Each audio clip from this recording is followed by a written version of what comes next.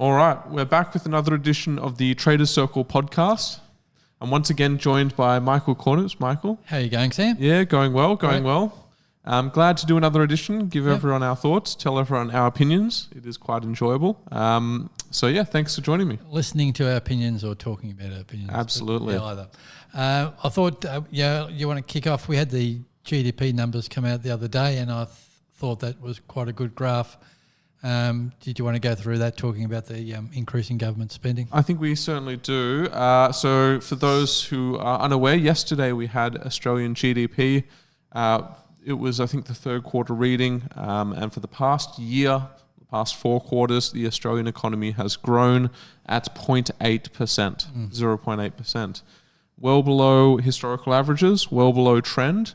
Below the population growth rate. Below the population growth, and the implication of that is? The implication being that we're in a per capita recession. So on a per person basis, the economy is getting smaller. That's right. For the individual, and that's been going on for 7 quarters? 7 quarters now. I think that is a modern record probably. I'd have to look that up, but not great numbers. Obviously, this year we've been helped by a lot of net immigration.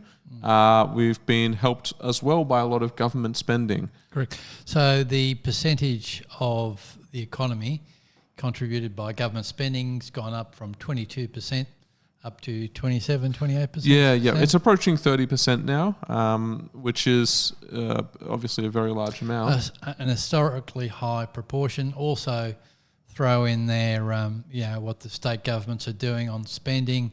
We currently have Victorian government at 156 billion debt, going to over 200 billion in debt. It doesn't seem to ever want to stop, but the economy has got through it over the last few years because the increased government spending has been matched by increased income tax collection. So, we probably remember that the 23-24 budget came in at about, close enough to a square, but not that much in deficit. But the budgeted deficit for 24-25 is 71 billion. Mm-hmm. So that's got implications, and maybe just to frame one aspect of it. When we talk about GDP growth, well, GDP growth depends on population growth, add 1 million people. We've productivity growth and debt growth is probably add up to GDP growth. So a lot of growth has been picked up in our economy by an expanding government spending. It's not coming from a more productive economy. So we're very much relying on the government sector to spend, and there's implications to borrowing money, the implication being you have to fund it. Mm-hmm. Absolutely. And the borrowing costs have gone up with the interest rates. Government borrowing costs have gone up, and we're seeing that here and pretty much in all of the Western world. They have started to cut interest rates in the US and obviously other parts of the Western world. Do you think they're putting that on hold? Well, I think it's pretty line ball whether they do another cut in December. But I think this is a trend we're seeing all throughout the Western world is increasingly the government is becoming the most important part of the economy. Correct. The biggest part, the most important part, and I would say in the face of the interest rate rise we saw in 22-23, governments have stepped in to stop the economies from crashing, basically. Yeah, the government is picking winners and losers, mm-hmm. and as they fund the green revolution, and we could talk a while about whether that's the spending's effective, but the problem, of course, is the funding of that deficit as we go. As the government moves into deficit, it has to be funded, and I think that's one aspect that the economy seems to move along. I mean, a lot of people saying things feel terrible, crash is coming. On the other hand, it's been in this state for quite a while where the US government, the main reserve in the world, I feel, is kept things fairly on an even keel with, liquidity backstops, collateral backstops, just bailing out the banking sector, such that I don't think there's a fear in the economy at the moment that, given this massively expanding debt, that there is. I don't think the market feels there is any danger in that really falling apart. Yeah, and I think you sort of touch on it. The government backstop. Well, we've basically seen a situation where the US government's just their deficit, just the amount of excess spending they contribute is around 7% of US GDP. I mean, if they ran a balanced budget, it'd be the worst depression the US has ever seen. Exactly right. So obviously, they feel that they're getting supported by the government. They feel they're getting supported by the Federal Reserve, who's started to cut interest rates. I would say, and you go to the point, you've said it many of times before, there's no such thing as a credit crisis. It's only a liquidity crisis, and they're just going to create more liquidity. There is a collateral crisis. There's always a collateral crisis. What is the value of collateral? The 2007-8 GFC was a collateral crisis in the value of real estate and real estate-backed bonds. So it's all about maintaining the value of the assets, and for Australia in particular, the houses and whole economy that we are, we very much rely on the value of houses to maintain our banking system, to maintain the economy, and the government will throw anything at supporting the Australian property market, and which we're witnessing, 25% deposits to homeowners in Victoria, to tax breaks for developers. They've brought back in off the plan stamp duty rebates. So the government will do anything to support property. It can't have it going back. If the value of collateral went back, it would impact the whole spectrum of the Australian economy, let alone the world economy. Yeah, absolutely. Specifically for Australia, we have some of the worst economic complexity, not even in the developed world, in the world. I think in terms of economic complexity, we're sort of 100th on the list. And you're right, houses and holes. Yeah. I don't think we've adequately capitalised on the iron ore boom. That's another story. But, with the iron ore prices probably unlikely to see their highs of the last 5 years, the housing sector is so much more important. And the state governments are pretty much bankrupt. They're very much reliant on house prices being maintained as well. And the Australian government, as a government in the world, how it has managed Australian resources, I think it's sold off the resources to companies. They're privatised. Yes, they take a royalty. Is it enough of a royalty? But it's all relative. There are plenty of economies in the world. Norway, other countries, they've nationalised their resource industries where the benefit of resources come back into the economy. But I don't think the benefits of our resource sector is particularly beneficial, as beneficial as other countries. Yeah, no, I completely agree.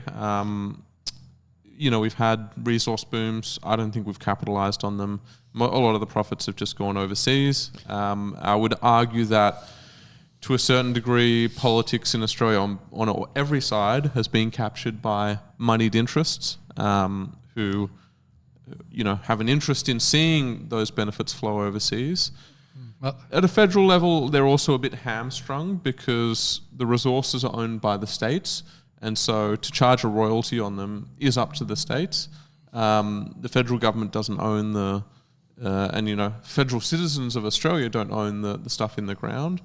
And that makes it more difficult again. And, more room for exploitation by your Chevrons or by your I don't want to name names, but, You've done a good job so far. Well, sorry. Keep going. I'll remove Chevron from that list. Okay. So I think reform was needed. It was proposed at one point in time. Cost a guy's job. And look, the way our policy towards resources I think we've got 6 coal mines left in Australia. Not too sure. The graphic we saw the other day that China has 3,000 odd plus coal mines right around the world. Even countries in Europe are developing their coal mines, but Australia is going to save the world with closing down its coal mines, and the real effect of that will be a not beneficial to our economy. Yeah. I think in general, we've sort of been sleepwalking for the last 20 years. We've been gifted some very positive things. That allowed us to feel comfortable, allowed us to feel unpressured, but it didn't mean that we worked on improving productivity or, actually diversifying our economy. And as a result, I think we're going to pay the price in the next few years. I wouldn't be surprised to see a recession in Australia in calendar 2025. Look, I think we pick it up anecdotally at the local community level. Like I'm currently living in a country town where the local shopkeepers are struggling with paying wages on the weekend, double time, triple time. The costs of running a business are very expensive. Country towns can't hire staff, young people, to help in the shops because there's no accommodation lawn, there's no accommodation Yarra Valley. So there is different stresses everywhere. In our 20, 40 year age group, in the rental crisis, it's very hard to afford even a 1-bedroom apartment. Mm-hmm. Most people are in share accommodation. The cost pressures are really coming in, and people are making substitute choices to try and conserve their cash flow. You're feeling it, and yet we have a share market at all-time highs. Have American share market at all-time highs. Remember when S&P was under 3,000? It's nearly double that at the moment. 6,000, close to 6,100.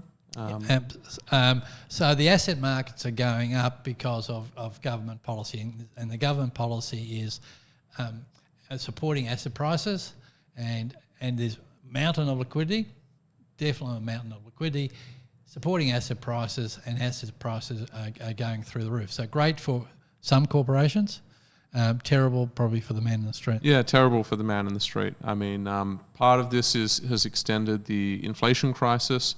Part of me thinks that it's going to lead to a rebound in the inflation crisis, and eventually I think it'll lead to the collapse of fiat currency as we currently use it.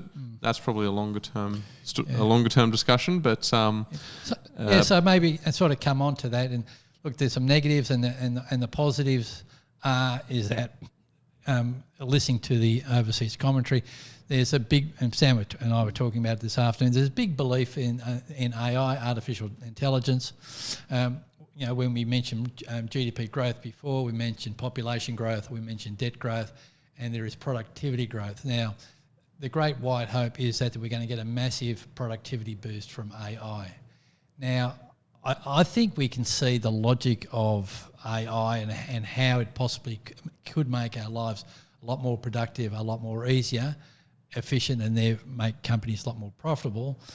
But then Sammy and I just said, well, yeah, we hear the story, but have we seen any real examples of that happening at the time to make an impact in the near term? Yeah, and I would say that the only sort of initial examples are in content generation. So AI images, AI copywriting, AI writing in general, AI videos. That's the sort of thing where I think we have seen a near-term impact. But in terms of whether that's going to lead to actual productivity in the real economy? Yeah, in the real economy, I don't think so. I think that in terms of the actual productivity benefits from AI, they're going to take a while to come. I think it'll take a while for businesses to implement them. It'll take a while for the technology to develop enough to be reliable and usable. So we make that point,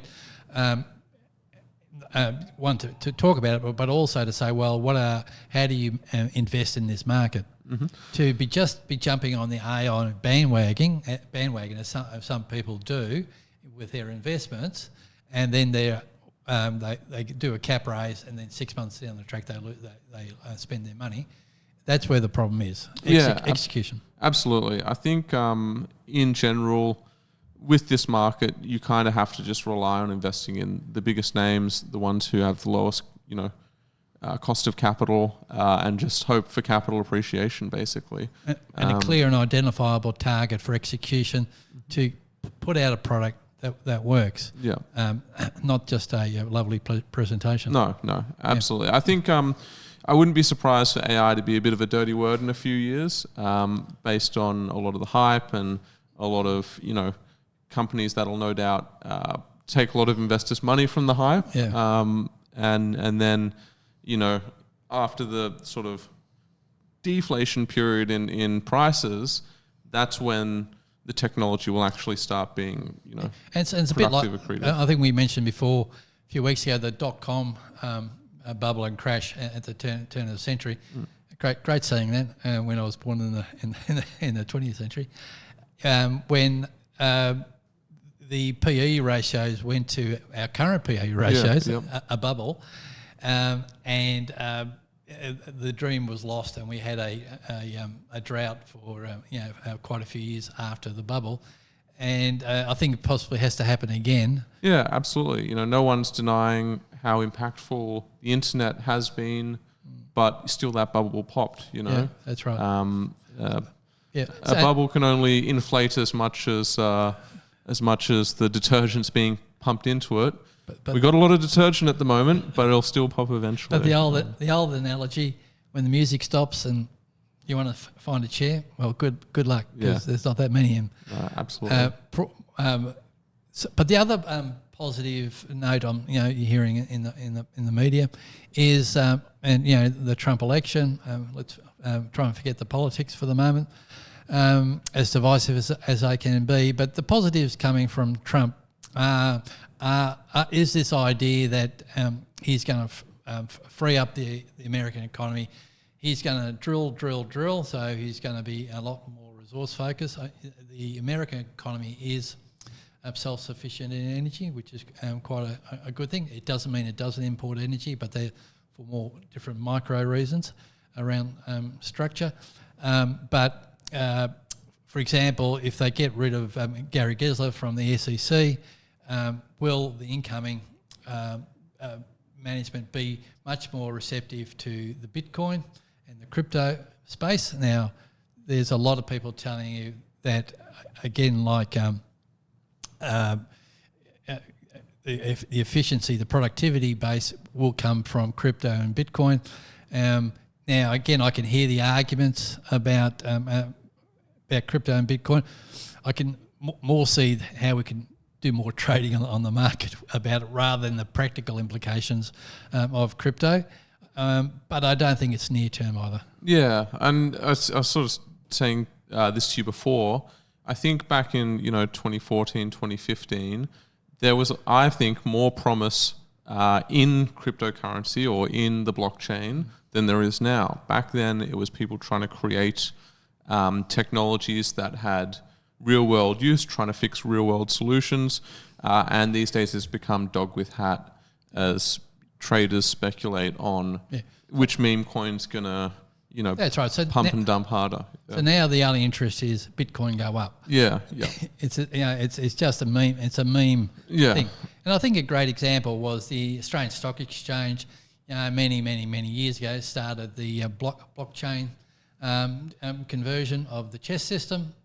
And I got to tell you, the idea of the chess or the shares being on a blockchain is a brilliant idea. You cannot take it away from it. So if a BHP share was just a token you could trade, it's a 24-hour market. It's buying the token is the settlement. You get the asset, and immediately the settlement is made. It's frictionless, costless, and you can trade 24 hours a day. And the amount of money that would save in frictional costs of running the ASX, running the chess system, having big important buildings with a lot of people doing committee meetings, there is a lot of savings there. But the example which you sort of touched on is great idea, but the ASX has failed. Yeah, absolutely. I mean, they're not very good at development and implementation at the best of times, and this was an ambitious goal. And, you know, in the crypto space, there's been more money in speculating on you know, rather than trying to develop real-world applications. Dogecoin go up. And I think, similar to the AI example, I think it's going to take a bit of a pop of a bubble before people move back to those sort of real-world applications. Or the But as a more of a person who approaches Bitcoin crypto as a man in the street, how can I use it? At this stage, the only way I see I can use it is to buy it. Yeah. Or not buy it. I was going to say, and maybe currency exchange is perhaps the other. But these AI companies are way too much air and way too much of a bubble for me to really sort of think that has a proper place in my portfolio. But obviously, a lot of people are more convinced about it than I am, and they're entitled. Absolutely, they're entitled to their opinion. Like I said, I think they're, you know, in the not too distant future, there will be productivity gains from it.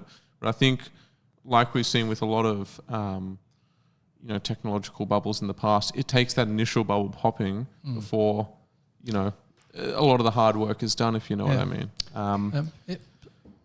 So the other point, positive point, is that with Trump coming in, he's saying to Canada tariffs, saying to Mexico tariffs if you don't close your borders. Phone call to Russia, phone call to Xi, phone call. He's making phone calls and being the tough guy in negotiations. I think the market is looking for a quick settlement of the Middle Eastern conflict. Looking for a settlement for the Russian conflict. And I think there may even be a lot less tensions in the Chinese-Taiwan conflict. I noticed that the Taiwan chip maker is building a lot of factories in the US. Yep. If they build a lot of factories in the US, it de-risks Taiwan itself as a land, as a country. And if the real focus of the US was on the ability of Taiwan to make chips, I believe it was a resource similar to energy. And I think if they can de-risk that situation, there is a possibility when the market is looking for de-escalation of Russia, Middle East and Taiwan.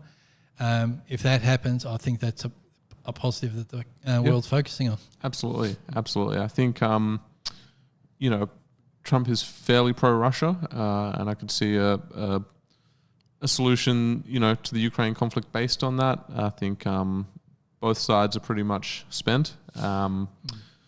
China and Taiwan, I'm not too sure, but you know, as you say, if they do build a lot of small transistor architecture foundries outside of Taiwan, it becomes a bit less important. I hate to say it.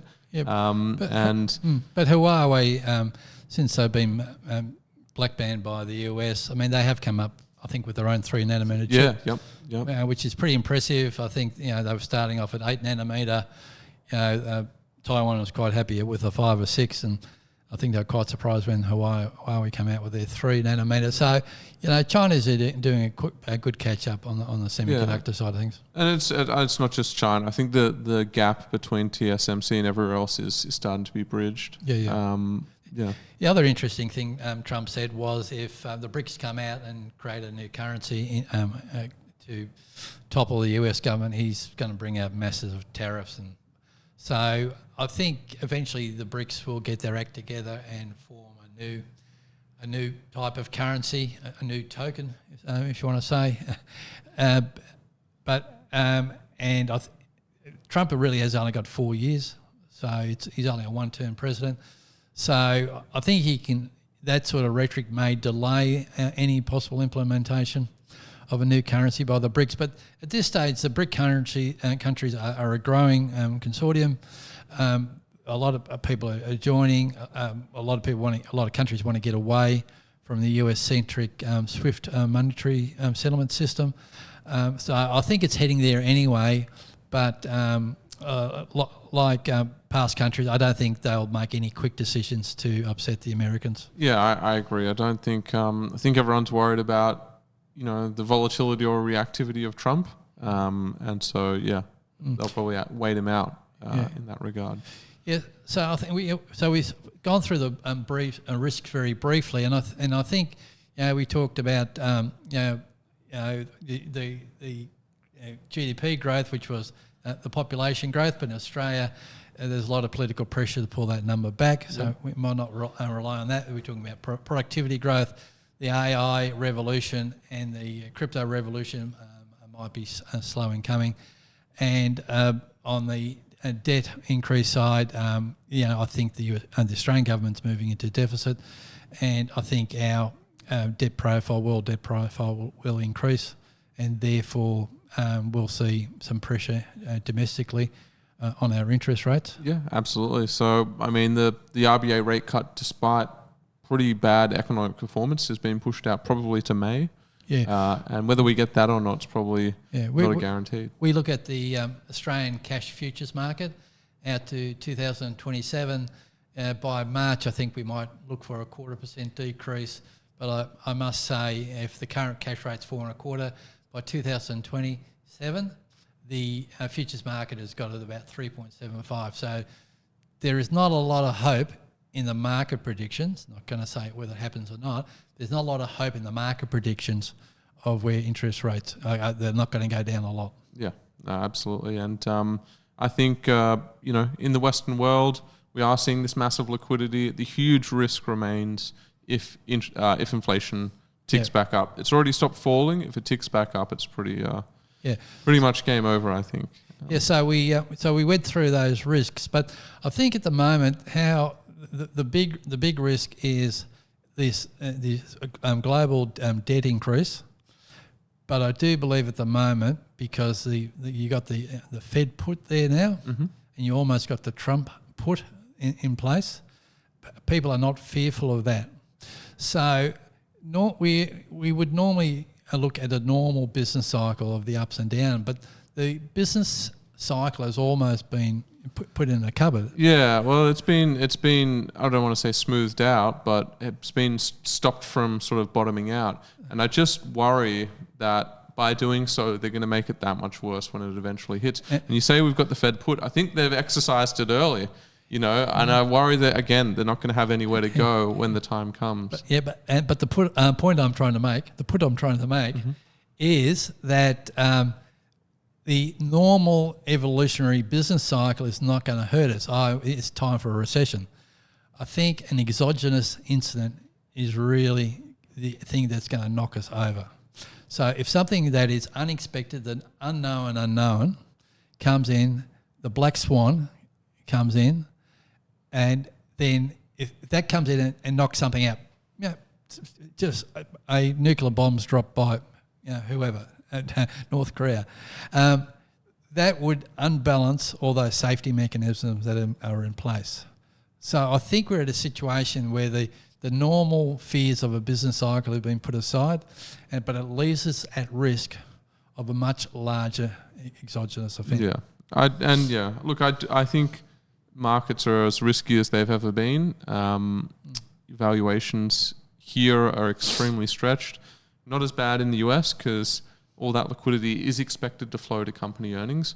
It's not expected to flow to company earnings here. So I think we're on the top of a mountain, and we don't have as many Sherpas as the US markets do. So coming back domestically, Sam, what do you think of some sectors or some stocks? I think in terms of where value lies, it remains in the resources part of our market. They're not highly priced relative to their earnings. They pay really good dividends.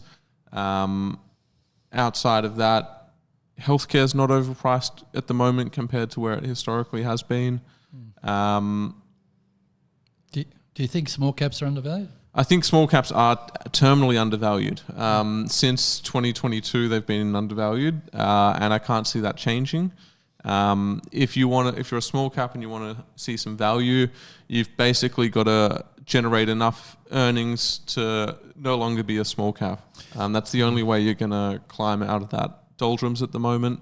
The small caps do well when we have these accommodative settings that we've seen now, but people also are optimistic about, the future. We've got the accommodative settings. People aren't too optimistic at the moment. And the small caps have really suffered. If you're a small cap, and I've seen a few Hail Mary pass cap raises over the last couple of months where, they were trading at 8 cents and then doing cap raises at 3 cents or 4 cents. It's like they're really at the bottom of the barrel. And the big weakness for the small cap, if they are negative cash flow, i.e. they haven't got a proven product yet, they've got to find a way to cut their costs, increase their revenue, and not if you're going to do a cap raise, I'm talking about another cap raise. I think the market's so fearful. It doesn't make the idea good or bad, the company good or bad, but if the market thinks you're going to come back in 6 months, one, it's just going to be very hard to raise, and then you're looking for takeover or going somewhere else. Yeah.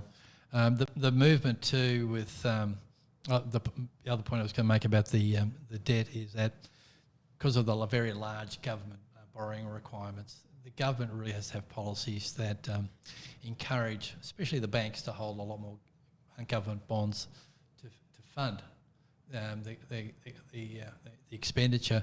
So part of that, and we've seen it over the past few years with Basel III, now Basel IV coming up, is that the capital requirements of banks have been increasing and will increase again over the next couple of years, courtesy of the Basel IV, and to a point. So, but what that means is it's an interesting point. They go, we need our banks to be more stable, but the actual what it practically means is the banks have to hold more government bonds.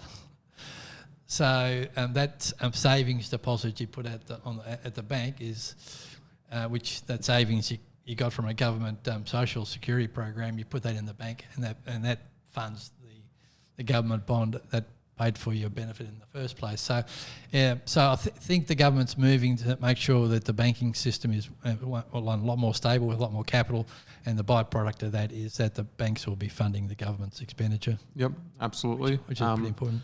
It is, and I think it also creates, again, a bit of a risk, as we saw with the US bank collapses over the past couple of years. Correct. If interest rates do tick back up, suddenly they're going to need more of these bonds. Correct. And again, a byproduct of that, the banks aren't, and in the US, I've just noticed the banking balance sheets just really aren't doing much growing. It's gone to the securitization market, but the new buzzword being the private lending market. Mm-hmm. So you're more likely to get much better terms, or you might just get terms from the private credit market. That is exploding. I haven't seen so many companies enter the market. The big institutional fund managers, especially the IFM, future funds, IFM, the big guys are allocating a lot more to private credit. The thing with private credit is that there's a lack of liquidity, and APRA has got a problem with the mark-to-market on those private credit assets. But the thing with private credit is that they're yielding a lot more, and you don't have to do as regular valuations as the share market does for you. So, and there's some regulatory risk around that, but there is an exploding private credit market. But it's all good while it's good. And as I was reading the other day, if you're a portfolio manager and you've got 500 million in a bond portfolio and you've got 500 million in a private credit bond portfolio, and the market turns bad and people are just wanting their money back, you can't sell the private credit because there's no liquidity. The other thing you can sell is the liquid listed government bonds, or large corporate bonds. So there is a black swan risk in that too. That when the crash comes, there's going to be a lot more escalation to the downside. So the credit markets are all well and good, but let's not have a crisis. Yeah, absolutely. I think we've probably rambled on quite a long time. Yep. We haven't provided a huge amount of, I don't think, actionable information. Just, be wary of one-off events. Conditions are very accommodative at the moment, but valuations are extremely stretched at historical highs. And the good times don't roll on forever. I mean, there have been plenty of times in the past where we've assumed it's a new paradigm, but it merely was a blow-off. I think our comments are symptomatic of a passive investing market. We talked about that last time. The passive investing market, where you go just buy the ETF, the asset allocation is already set. There's nobody thinking about stock picking. And I think we sit here on a day-to-day basis and we've become much more macro-focused for that reason, hence today's talk. But, Commonwealth Bank at $160, well, who would believe? And then how do you analyse that stock? Well, exactly. The individual fundamentals matter less and less. The performance of the companies matter less and less. You touched on the small caps, the micro caps. They're not in the indexes. No one cares about them at all. So therefore, it doesn't matter. Because they're not in the index, they doubly don't care. Yeah, exactly. So you're right. It is a macro-driven index. Yes. And unfortunately, we've had a lot of funds in the Asian region shorting our materials this year. So the banks have gone up, as you've said, and the market's just been driven by macros, mostly US macros, because our macros aren't particularly good. Yeah. The stock I find interesting is MicroStrategy in the US. It's quite fascinating.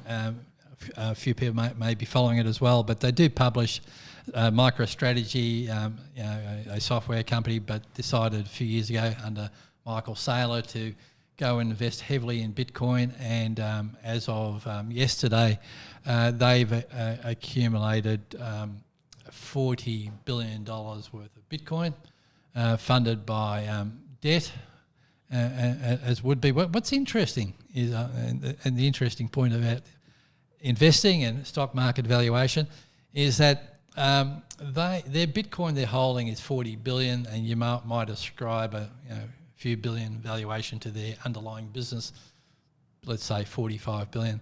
But the market cap of MicroStrategy is $90 billion.